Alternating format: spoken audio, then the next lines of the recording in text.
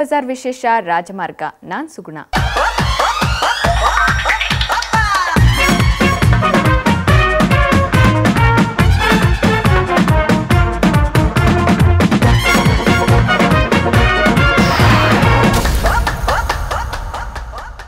ಆಡು ಮುಟ್ಟದ ಸೊಪ್ಪಿಲ್ಲ ಡಾಕ್ಟರ್ ರಾಜ್ಕುಮಾರ್ ಮಾಡದೇ ಇರೋ ಪಾತ್ರಗಳಿಲ್ಲ. ಇದಕ್ಕೆ ಸಾಕ್ಷಿ ಅನ್ನೋ ರೀತಿಲಿ ಎಲ್ಲ ಪಾತ್ರಗಳನ್ನು ಮಾಡಿಬಿಟ್ರು. ಅಂಥ ಪಾತ್ರಗಳಲ್ಲಿ ವಿಲನ್ ರೋಲ್ ಸಹ ಒಂದು. ಎಲ್ಲ ಪಾತ್ರಗಳಿಗೂ ಜೀವ ತುಂಬೋ ಕಲೆ ರಾಜ್ಕುಮಾರ್ ಅವರಲ್ಲಿ ಕರಗತವಾಗ್ಬಿಟ್ಟಿತ್ತು.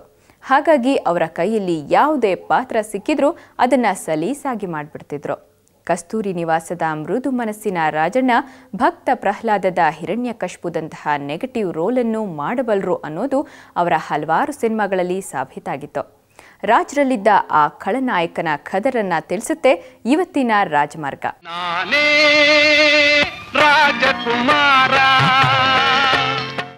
1950ರ ಕಾಲ. ಆಗಿನ್ನೂ ಕನ್ನಡ ಚಿತ್ರರಂಗ ಇತರೆ ಭಾಷೆಗಳಿಗಿಂತ ಸ್ವಲ್ಪ ಹಿಂದೆನೇ ಇತ್ತು.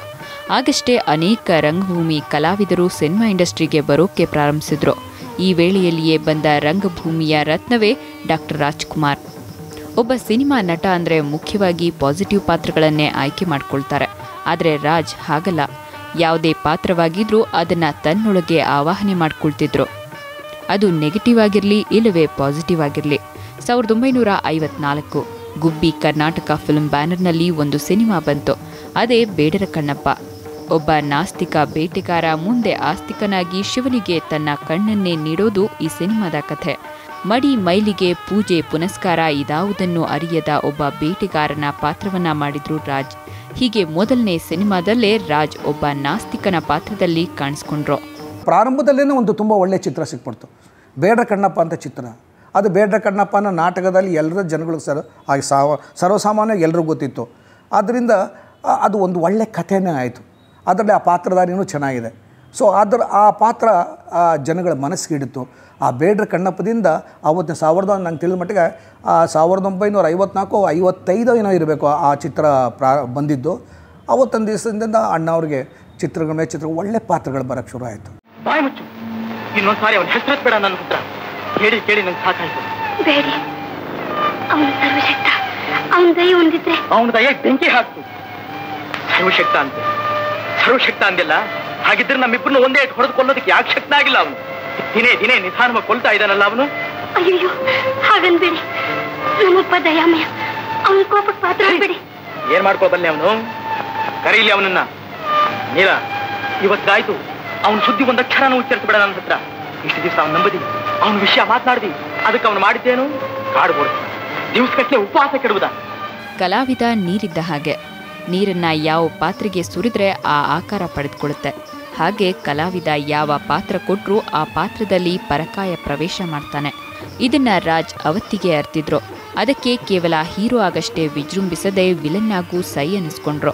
50ರ ದಶಕದಲ್ಲಿ ಬಂದ ಮಹಿಷಾಸುರ ಮರ್ದಿನಿ ಚಿತ್ರದಲ್ಲಿ ಆ ಖದರನ್ನ ತೋರಿಸಿದ್ರು.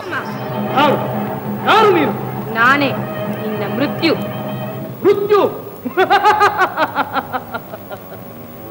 ನನಗೆ ಹೊರಕೊಟ್ಟ ಬ್ರಹ್ಮನು ಸತ್ತ ನಂತರ ನನ್ನ ಮೃಗಗಳು, ನನ್ನ ಆಡುಗಳು, ಹೆಣ್ಣುಗಳೆಲ್ಲ ನನ್ನ ದಾಸಿಯರು. ಇಳಿಯಿತೆ ಮೋಹಿನಿ. ಪರಗರ್ಭಿ ಮಹಿಷ, ಅಧರ್ಮಕ್ಕೂ ಒಂದು ಎಲ್ಲೆ ಇದೆ. ನಿನ್ನ ಕಾಲ ಸನ್ನಿಹಿತವಾಗಿದೆ. ಕಣ್ತೆರೆದು ನೋಡು. ಅಲೆ ಹೆಣ್ಣಾದ್ರೂ ಎಂಥ ಧೈರ್ಯ! ಇಂದ್ರನ ವಜ್ರಾಯುಧ, ಬ್ರಹ್ಮನ ಬ್ರಹ್ಮಾಸ್ತ್ರ, ವಿಷ್ಣುವಿನ ಸುದರ್ಶನ ಚಕ್ರ, ಶಿವನ ತ್ರಿಶೂಲ, ಉರಿಗಣ್ಣು. 1958ರಲ್ಲಿ ರಿಲೀಸ್ ಆದ ಭೂ ಕೈಲಾಸ ಸಿನಿಮಾಕ್ಕೆ ಕೆ ಶಂಕರ್ ಅವರ ನಿರ್ದೇಶನವಿತ್ತು. ರಾಜ್ಕುಮಾರ್ ಜೊತೆಗೆ ಜಮುನಾ, ಬಿ ಸರೋಜಾದೇವಿ, ಅಶ್ವಥ್ ಅವರ ಅಭಿನಯವಿತ್ತು. ಸೀತಾರಾಮ ಶಾಸ್ತ್ರಿಯವರು ರಚಿಸಿದ ಗೀತೆಗಳಿಗೆ ಸುದರ್ಶನಂ ಮತ್ತು ಗೋವರ್ಧನಂ ಅವರ ಸಂಗೀತವಿತ್ತು. ಆಗಿನ್ನೂ ಬೆರಳೆಣಿಕೆಯಷ್ಟೇ ಸಿನಿಮಾಗಳನ್ನು ಮಾಡಿದ್ದ ರಾಜ್ ಭೂ ಕೈಲಾಸದಲ್ಲಿ ರಾಕ್ಷಸ ರಾವಣನ ಪಾತ್ರದಲ್ಲಿ ಆರ್ಭಟಿಸಿದ್ರು. ಈ ಸಿನಿಮಾದಲ್ಲಿ ರಾವಣನೇ ಹೀರೋ. ಅಗ್ರಜ, ಒಂದು ಲೋಕಕ್ಕೆ ನೀಡಿದ ಶಾಂತಿಯನ್ನೇ ಇನ್ನೊಂದು ಲೋಕಕ್ಕೂ ಹರಡಬಾರದೆ. ಮಾನವ ರಕ್ತದಿಂದ ಮಲಿನವಾದ ಮೈಗೆ ದೇವ ರಕ್ತ ಸ್ನಾನವೇ? ಹೌದು ಹೌದು, ಚೆನ್ನಾಗಿ ಹೇಳಿದೆ. ನಿರ್ವೀರ್ಯ ಮಾನವರ ರಕ್ತದಿಂದ ಕಲುಷಿತವಾದ ವೀರಶ್ರೀಗೆ ದೇವ ರಕ್ತ ಸ್ನಾನವೇ ಸರಿಯಾದ ಪ್ರಾಯಶ್ಚಿತ್ತ. ಪ್ರಹಸ್ತ ಮತ್ತೆ ಸಮರಸನ್ನಾಹ ನಡೆಯಲಿ. ನಾಳೆ ಅಮರಲೋಕದ ಮೇಲೆ ಧಾಳಿ. ಒಳಗಲೇ ರಣವಾದ್ಯಗಳು. ಒಬ್ಬ ಹೀರೋ ಆಂಟಿ ಹೀರೋ ಆಗಿ ಪಾತ್ರಕ್ಕೆ ಹೇಗೆ ಜೀವ ತುಂಬಬಲ್ಲ ಅನ್ನೋದಕ್ಕೆ ರಾಜ್ ಬೆಸ್ಟ್ ಎಕ್ಸಾಂಪಲ್. ರಾಜ್ ಎಷ್ಟು ಕಲಾವಿದರುಗಳಿಗೆ ಗುರುವಿನ ಸ್ಥಾನದಲ್ಲಿದ್ದಾರೆ. ಒಂದು ಸಿನಿಮಾದಲ್ಲಿ ಪಾಸಿಟಿವ್ ಪಾತ್ರಕ್ಕಿರುವಷ್ಟೇ ಪ್ರಾಮುಖ್ಯತೆ ನೆಗೆಟಿವ್ ಪಾತ್ರಕ್ಕೂ ಇದೆ ಅನ್ನೋದನ್ನ ರಾಜ್ ತೋರಿಸಿಕೊಟ್ರು. ಹಾಗಾಗಿ ಎಲ್ಲ ಖಳನಟರನ್ನು ಅವರು ಸಮಾನವಾಗಿ ನೋಡ್ತಿದ್ರು ಅನ್ನೋದು ಹಿರಿಯ ಕಲಾವಿದ ಸುಧೀರ್ ಅವರ ಪುತ್ರ ತರುಣ್ ಸುಧೀರ್ ಅವರ ಮಾತು. ನೆಗೆಟಿವ್ ಶೇಡ್ಸು ಅಣ್ಣವ್ರು ಮಾಡಿದ್ರಲ್ಲಿ ನನಗೆ ತುಂಬ ಇಷ್ಟ ಆಗಿರೋದು ಅಂತಂದರೆ ಒಂದು ದಾರಿ ತಪ್ಪಿದ ಮಗ ಒಂದಿದೆ, ಅದು ಬಿಟ್ಟೆ ಭಕ್ತ ಪ್ರಹ್ಲಾದ.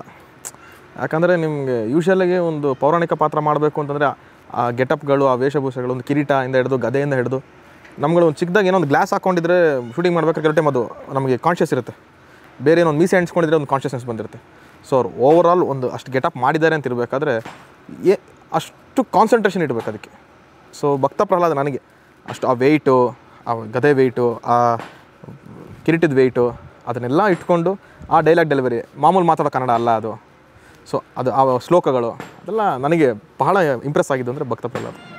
ರಾಜ್ ಅವರು ಹೀಗೆ ಎಲ್ಲ ಪಾತ್ರಗಳನ್ನು ಮಾಡಿರೋದ್ರಿಂದ ಚಿತ್ರರಂಗದ ಸಣ್ಣ ಪುಟ್ಟ ಕಲಾವಿದರನ್ನು ಗೌರವಿಸ್ತಿದ್ರು. ಹಿರಿಯ ಕಲಾವಿದ ಕಿರಿ ಕಲಾವಿದ ಅನ್ನೋ ಭೇದ ಭಾವ ಮಾಡ್ತಿರ್ಲಿಲ್ಲ. ತನ್ನ ಸಹೋದ್ಯೋಗಿಗಳ ಜೊತೆ ಆತ್ಮೀಯವಾಗಿರ್ತಿದ್ರು ಅಂತ ನಟ ಸುಧೀರ್ ಅವರ ಮಗನೊಂದಿಗೆ ಹೇಳಿದ್ರಂತೆ. ಒಡ ಹುಟ್ಟಿದವರು ನಂಗೆ ಜ್ಞಾಪಕ ಇದೆ. ಯಾಕಂದರೆ ನಾನು ಸ್ವಲ್ಪ ಅವಾಗ ನಾನು ಸ್ಕೂಲ್ ಹೋಗ್ತಾ ಇದ್ದೆ. ಸೊ ಅಲ್ಲಿ ರಾಜ್ಕುಮಾರ್ ಅವರು ಇದ್ದರು, ಅಂಬರೀಷ್ ಅಣ್ಣನೂ ಇದ್ದರು. ಸೊ ಕಾಂಬಿನೇಷನ್ ಚೆನ್ನಾಗಿತ್ತು. ದಿನ ಮನೇಲಿ ಬಂದು ಹೇಳೋರು ಇಷ್ಟು ಚೆನ್ನಾಗಿತ್ತು ಸೆಟ್ಟಲ್ಲಿ, ಈ ಥರ ಏನು ಅಂದರೆ ಎಲ್ಲ ಫ್ರೆಂಡ್ಸ್ ಥರ ಟ್ರೀಟ್ ಮಾಡ್ತಿದ್ರು. ಅಲ್ಲಿ ಒಬ್ಬ ಸಪೋರ್ಟಿಂಗ್ ಆ್ಯಕ್ಟರ್ ಆಗಿರಲಿ, ಕಾಮಿಡಿಯನ್ ಆಗಿರಲಿ, ಯಾರೇ ಆದರೂ ಅವರಿಬ್ಬರು ದೊಡ್ಡ ಸ್ಟಾರ್ಸ್. ಅವಾಗ ಅಣ್ಣವ್ರ ಬಗ್ಗೆ ನಾವು ಮಾತಾಡೋಂಗಿಲ್ಲ. ಆ್ಯಂಡ್ ಅಂಬರೀಷ್ ಅಣ್ಣ ಕೂಡ ದೊಡ್ಡ ಸ್ಟಾರು. ಅಂಥವ್ರಿದ್ದರೂ ಕೂಡ ಸೆಟ್ಟಲ್ಲಿ ತುಂಬ ಫ್ರೆಂಡ್ಲಿ ಆಗಿರೋರು. ಅಣ್ಣವ್ರು ಒಂದು ಸತಿ ಶೂಟಿಂಗ್ ಮುಗಿಸ್ಕೊಂಡು ಡೈರೆಕ್ಟ್ ನಮ್ಮ ಮನೆ ಊಟಕ್ಕೆ ಬಂದಿದ್ದರು. ಸೊ ಅದು ನಂಗೆ ತುಂಬ ಚೆನ್ನಾಗಿ ಜ್ಞಾಪಕ ಇದೆ. ಅವ್ರು ಬಂದು ಅವ್ರು ಊಟಕ್ಕೆ ಬರ್ತಾರಂತೆ ನಾವು ಅಪ್ಪ ಫೋನ್ ಮಾಡಿ ಹೇಳ್ತಿದ್ದಂಗೆ ನಾವು ಡೈನಿಂಗ್ ಟೇಬಲ್ ಹಾಕಿ ಅರೇಂಜ್ ಎಲ್ಲ ಮಾಡಿದ್ರು ಊಟಕ್ಕೆ ಅಂತ ನಮ್ಮ ತಾಯಿ. ಸೊ ಬಟ್ ಅವ್ರು ಬಂದ ತಕ್ಷಣ ಇಲ್ಲ ಡೈನಿಂಗ್ ಟೇಬಲ್ ಬೇಡ ಅಂತೇಳಿ ಕೆಳಗಡೆನೇ ಕೂತ್ಕೊಂಡು ಅವರು ಎಲ್ಲ ನಮ್ಮ ಫ್ಯಾಮಿಲಿಯವ್ರನ್ನೆಲ್ಲ ಕೂರಿಸ್ಕೊಂಡು ಒಬ್ಬರೇ ಊಟ ಮಾಡಬೇಕು ನಾವು ಅಂದ್ಕೊಂಡಿದ್ದು. ಕೊನೆಗಿಲ್ಲ, ಅವರು ರಾಗಣ ಬಂದಿದ್ರು ಜೊತೆಗೆ. ಸೊ ಕೆಳಗಡೆ ಕೂತ್ಕೊಂಡು ಎಲ್ಲ ಊಟ ಮಾಡಿ ಅವರೇ ಬಡಿಸಿ ಎಲ್ಲರಿಗೂ. ಸೊ ಅದೊಂದು ಮೆಮೊರಿ ನನಗೆ ತುಂಬ ಹಾಗೆ ಆಗಿದೆ. 60ರ ದಶಕದಲ್ಲೇ ರಾಜ್ ದಶಾವತಾರಗಳನ್ನು ಹಾಕ್ಬಿಟ್ರು. ಜಿ.ವಿ. ಅಯ್ಯರ್ ನಿರ್ದೇಶನದಲ್ಲಿ ಬಂದ ಈ ಸಿನಿಮಾ ಕೂಡ ಒಂದು ಪೌರಾಣಿಕ ಕಥೆಯನ್ನ ಆಧರಿಸಿತ್ತು. 10 ಸಣ್ಣ ಸಣ್ಣ ಕಥೆಗಳನ್ನಾಧರಿಸಿದ ಚಿತ್ರವಿದು. ಇಲ್ಲಿ ರಾಜ್ ಪ್ರತಿನಾಯಕನಾಗಿ ವಿಜೃಂಭಿಸ್ತಾರೆ. ಅಯ್ಯೋ ಅವಿವೇಕಿಗಳೇ, ಗೊಲ್ಲ ಹುಡುಗಿಯರೊಡನೆ ಲಲ್ಲೆ ಹೊಡೆಯುವ ಈ ಖುಲ್ಲನೆ ನನ್ನನ್ನು ಕೊಲ್ಲುವವನು. ಕರೆಗಳ ಬಿರುಗಾಳಿ ಎದುರು ನಿಲ್ಲಬಲ್ಲದೆ ಕೆಲವು ಕೃಷ್ಣ, ಕಳ್ಳತನ ಕಪಟ ನಿನ್ನ ಹುಟ್ಟುಗುಣ. ಬಾಲ್ಯದಲ್ಲಿ ಹಾಲು ಮೊಸರುಗಳನ್ನು ಕದ್ದೆ, ಯೌವನದಲ್ಲಿ ಯದುವಂಶದ ಕೀರ್ತಿಗೆ ಕಳಂಕತನ್ನು ರುಕ್ಮಿಣಿಯನ್ನು ಅಪಹರಿಸಿದೆ.